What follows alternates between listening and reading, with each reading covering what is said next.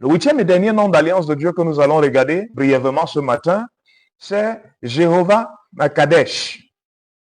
D'autres appellent ça Mekadeshkim. Ici, ça traduit simplement le fait que l'Éternel, je veux dire le Seigneur, est ma sainteté.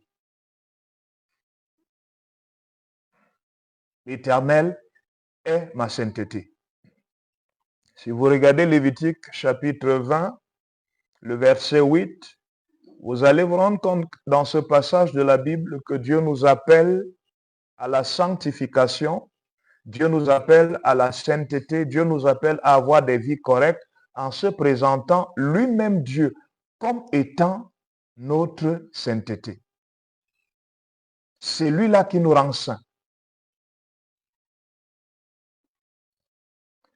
Ce que je suis en train d'essayer de dire est que vous et moi ne pouvons pas avoir une relation avec Dieu sans être saints.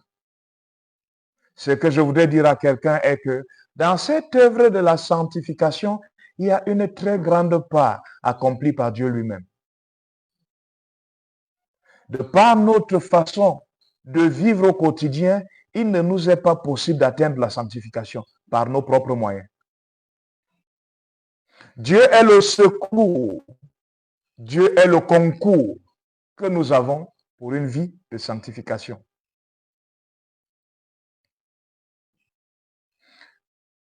Cela commence lorsque nous croyons en Jésus comme étant notre Seigneur.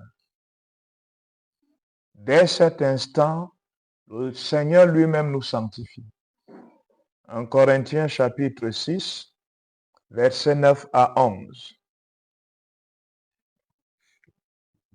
Pendant que nous y sommes et que nous sommes en train de considérer Dieu comme étant notre sanctification, vous et moi devons garder à l'esprit le fait que être saint se fait au jour le jour, étape par étape. On a une sanctification déclarée et avérée, celle que Dieu a réalisée à cause du travail de Christ. On a ajouté à cette sanctification avérée, nous devons, dans notre marche de tous les jours, garder à l'esprit que ça se fait de façon progressive.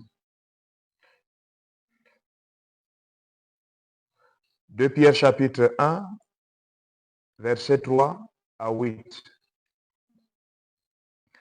Notre sanctification se fait étape par étape.